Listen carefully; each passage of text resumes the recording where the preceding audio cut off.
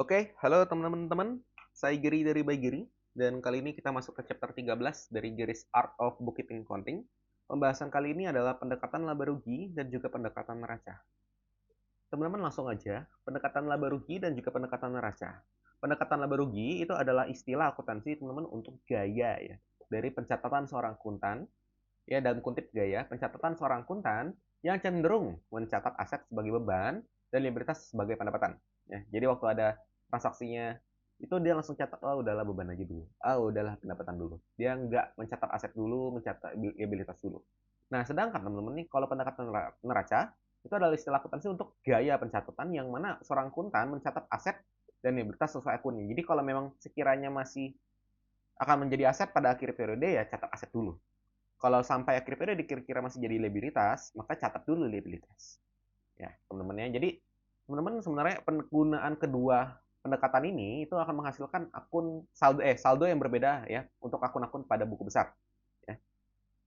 Jadi saldo akun itu bakal berbeda di buku besar. Tapi teman-teman ya per, juga perlu di nggak jadi bentar ya. Saya ulangi penyampaiannya. Jadi teman-teman ya, penggunaan dari kedua pendekatan ini bisa menghasilkan saldo akun yang berbeda di buku besar. Sehingga teman-teman ya akan berpengaruh pada entry penyesuaian yang dibuat pada akhir periode. Maksudnya bagaimana? Ini akan lebih mudah dipahami saat kita melihat contohnya. Nah, teman-teman kita mulai dengan contoh pertama itu pendekatan laba rugi ya. Pendekatan laba rugi teman-teman ya, di sini saya sajikan bulan Januari dan juga bulan Februari. Ini teman-teman ya, saya kasih dulu contoh soalnya. Kasusnya teman-teman ya. Tanggal 1 Januari ya, perusahaan membeli perlengkapan kantor 20 pieces, 20.000 secara utang, artinya kita mencatat itu eh sebentar. Oke, jadi di sini dia 20 pieces, 20.000 artinya 400.000 ya. Kemudian pada tanggal 31 Januari, perlengkapan tersebut yang sebelumnya dibeli, sisanya 5 pieces. Yang mana sisanya 100.000. Kalau belinya 20, sisanya 5, artinya terpakai 15, ya enggak? Antara terpakai atau hilang atau rusak, ya. Di sini kita asumsikan terpakai aja. Nah, berarti terpakai 15. Nah, sisanya adalah 100.000. Yang terpakai adalah 300.000. Ya, teman-teman ya. Kemudian pada Februari 2024, 14, di sini 14 Februari, perusahaan menerima uang muka 500.000 dari pelanggannya untuk 5 kali servis printer. Artinya, servis printernya itu satu kali 100.000. Ya. Sampai tanggal 29 Februari, uang muka pelanggan tersebut ternyata baru terpakai 3 kali saja untuk 3 kali servis printer. Yang artinya dari 500.000 baru terpakai 300.000. Ya. Sisanya masih ada 200.000. Oke, saya ulangi lagi. Yang tadi perlengkapan bulan Januari itu sisanya adalah 100.000. Yang terpakai adalah 300.000. Di bulan Februari, teman-teman, yang terpakai adalah 300.000, yang tersisa adalah 200.000 ya.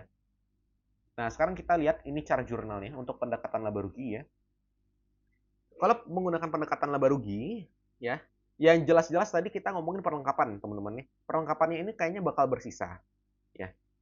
Karena memang biasa nggak langsung habis kalau ngomongin perlengkapan ya. Jadi sebenarnya bisa dicatat sebagai aset. Tapi di sini akuntan memiliki gaya, teman-teman ya. Gaya catat itu udahlah beban dulu. Udahlah beban dulu gitu ya. Jadi dia catat beban perlengkapan pada utang 400.000. Lalu ya teman-teman ya, kita lihat di sini buku besarnya 400.000 nih. Nah, lalu teman-teman pada akhir periode, ingat ya, yang terpakai itu hanya 300.000, teman-teman ya. Sehingga teman-teman kita harus menyesuaikan, dia nggak boleh saldo 400.000, harus dikurangi 100.000 dan akhirnya menjadi 300.000 ya teman-teman ya. Lalu perlu diingat juga, ini ya, kita udah dapat kreditnya, kita cari juga debitnya teman-teman. Kalau ternyata belum terpakai, di sini teman-teman ya, berarti ada sisa perlengkapan 100.000, sehingga kita munculkan perlengkapan sebesar 100.000 teman-teman. Jadi di saldo akhirnya ya, menyatakan bahwa perlengkapan 100.000, beban perlengkapan atau perlengkapan yang terpakai itu 300.000. Cocok dengan situasi sebenarnya ya teman-teman ya. Kemudian ada di tanggal 14 Februari kan terima tadi itu kas teman-teman ya. Nah, 500.000. Ini sebenarnya sifatnya uang muka, harusnya dia catat sebagai utang ya. Jadi uang muka pelanggan ya, dia catat sebagai liabilitas. Tapi di sini teman-temannya karena memang gaya mencatat dia itu menggunakan pendekatan laba rugi, dia catatnya ke pendapatan. Kas pada pendapatan 500.000. Nah, kalau ya teman-teman ingat ya, tadi tanggal di 29 Februari itu ada sisa nih 300.000, teman-teman ya. Ada sisa nih 200.000, maaf. Ada sisa nih 200.000. Yang terpakai baru 300.000. Kalau yang terpakai baru 300.000, artinya pendapatan kita berapa? 300.000 dong.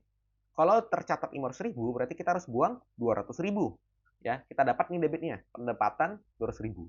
Ya, dibuang. Sehingga saldo akhirnya menjadi 300.000 sesuai kenyataan sebenarnya. Lalu teman-teman ya, ingat ya, uang mukanya masih ada sisa 200.000. Sehingga harus dimunculkan uang mukanya 200.000 di kredit. Debit kreditnya ketemu ya. Dan di sini teman-teman, kita posting ke buku besar, dapat ya uang muka pelanggan, saldo akhirnya adalah 200.000. Sesuai kenyataan. Bahwa memang sisa uang muka yang belum terpakai adalah 200.000 dan pendapatan yang telah menjadi hak kita adalah 300.000. Nah, sekarang kita bandingkan dengan pendekatan neraca. Pendekatan neraca ini kasusnya sama ya. Di sini sampai saya copy paste lupa ganti nih di sini teman-temannya. Ini harusnya adalah neraca. Kita ganti sebentar ya. Bentar kita ganti. Bentar. Oke.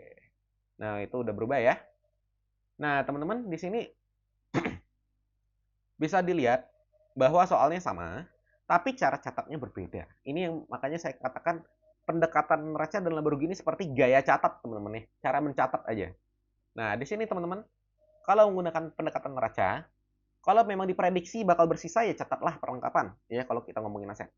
Lalu kalau kita ngomongin pendapatan teman-teman, kalau memang masih bersisa kita ngomongin liabilitas teman-teman ya. Kalau memang masih bersisa ya catatlah liabilitas, jangan langsung pendapatan. Ya, teman-teman ya. Nah, di sini ya, kita waktu mau membeli, kita langsung mencatat ke perlengkapan 400.000 sehingga buku besarnya berbeda ya dengan yang tadi. Buku besar di sini ada 400.000 ya. Lalu teman-temannya pada akhir periode kita kan tahu nih, oh sisa barangnya 100.000. Oh, yang terpakai adalah 300.000. Maka teman-teman di sini gampang aja. Kan awalnya 400.000 nih di perlengkapan. Kalau memang sisanya 100.000 berarti kurangin aja 300.000 ya. Tinggal dibuang 300.000. Nah, teman-teman, kemudian ini salah ya tarik-tarik garisnya ya. Ini harusnya ya sedikit error teman-temannya. Sebentar. Saya perbaiki teman-temannya biar tidak ada komplain. Sebentar. Mohon kesabarannya teman-teman. Oke. Bentar. Pendekatan neraca ya tadi ya. Oke. Nah, ini teman-temannya. Jadi sini teman-teman beban perlengkapannya 300.000 ya. Memang seharusnya terpakai itu hanya 300.000. Kemudian sisa perlengkapan adalah 100.000 ya. Jadi teman-teman bisa lihat saldo akhirnya benar ya. Tetapi cara mencatat entry jurnalnya tadi berbeda. Ini pendekatan neraca nih namanya. Kemudian entry penyesuaiannya jadi mengikuti kan, berubah karena saldo yang disesuaikan pun berbeda situasinya teman-teman ya. Nah, teman-teman tapi bisa terlihat saldo akhirnya itu sama dengan yang pendekatan laba rugi. Jadi yang penting penyesuaian yang benar ya. Ingat ya, penyesuaian ini kan tujuannya biar menjadi seharusnya, teman-teman. Menjadi menunjukkan keadaan seharusnya sehingga ya begitulah teman-teman, pasti ujung-ujungnya sama. Cara catatnya aja beda ya. Kemudian di Februari, tanggal 14 Februari ya, di sini waktu dia menerima uang, dia nggak mencatat pendapatan langsung. Karena dia kira-kira kayaknya nggak bakal habis nih. Dicatat dulu jadi uang muka, teman-teman ya. Kenapa? Kalau kira-kira nggak habis aja baru dicatat sebagai pendapatan, dicatat sebagai uang muka. Karena kalau memang dia bakal habis di bulan yang sama, ya sah-sah aja dong catat pendapatan. Ngapain mau catat liabilitas dulu, repotin aja. Ya nggak? Jadi kalau memang kira-kira nih teman-teman masih ada sisa, teman-teman boleh mencatat ke liabilitas dulu. Dan bagusnya sih ke liabilitas dulu ya. Nah, di sini teman-teman bisa lihat kas pada uang muka pelanggan ya, 500.000. Ini menyebabkan uang muka pelanggan muncul 500.000. Nah, teman-teman ingat bahwa di akhir periode sisanya berapa? 200.000. Maka dari itu kita harus membuang 300.000 ya. Kita dapat debit nih di penyesuaian entry penyesuaian uang muka pelanggan nih 300.000. Lalu teman-teman ya, ingat yang terpakai kan 300.000 ya nggak? Berarti ada pendapatan 300.000, maka kita kredit pendapatan 300.000. Saldo akhirnya ya, ini udah sesuai, uang muka sisa 200.000, pendapatan 300.000. Sama seperti yang pendapatan laba rugi juga, tapi cara catatnya aja beda. Nah, teman-teman, jadi saya mau tekankan sekali lagi, kedua pendekatan ini ya, hasilnya itu sama teman-teman ya, hasil akhirnya. Ya. tapi prosesnya beda, ya. Jadi outputnya sama, ya, prosesnya beda. Nah, sebuah entitas itu bisa ya, teman-teman, memilih gaya pencatatan yang ia inginkan. Atau dapat juga ya, udahlah percaya aja sama akuntannya, ya. Akuntannya mau pilih gaya pencatatan bagaimana. Nah, teman-teman ya, hal ini bisa demikian karena kedua pendekatan ini memang hanya berbeda di proses catat saja. Kalau kita ngomongin hasil akhir, itu pasti sama ya, selama penyesuaiannya benar. Kalau penyesuaiannya salah ya, ya pasti beda ya teman-teman nih. Nah, sekarang kita masuk ke uji pemahaman. Uji pemahaman ya, teman-teman. Coba ya, bila seseorang membayar tunai ya, sewa 6 juta untuk 6 bulan, artinya 1 bulan 1 juta ya, pada tanggal 1 Januari 2024 ya. Bagaimana entry jurnal pada tanggal 1 Januari dan entry penyesuaian pada 31 Januari 2024 dari kedua pendekatan berikut. Ini ada pendekatan neraca dan pendekatan laba rugi. Ini format jawabnya, teman-teman ya. Tulis jawabannya di kolom komentar, nanti akan saya tanggapi, teman-teman ya. Untuk clue-nya ya, di sini ada pemakaian akun kas, teman-teman ya. Kemudian ada akun aset juga yang namanya itu sewa dibayar di muka ya. Atau kalau mau pakai bahasa Inggris keren dikit ya, deferred expense boleh, deferred rent boleh ya. Nah, teman-teman, kemudian juga ada rent expense ya atau beban sewa. Nah, teman-teman ya, tulis jawabannya di kolom komentar. Nanti akan saya tanggapi benar bila benar, saya tanggapi kurang tepat bila menurut saya kurang tepat, dan jawaban yang seharusnya benar itu menurut saya bagaimana. Ya, semoga materi ini dapat dipahami dengan baik. Apabila ada yang ingin ditanyakan, bisa tulis pertanyaannya di kolom komentar. Sampai jumpa di chapter 14. Terima kasih sudah menonton.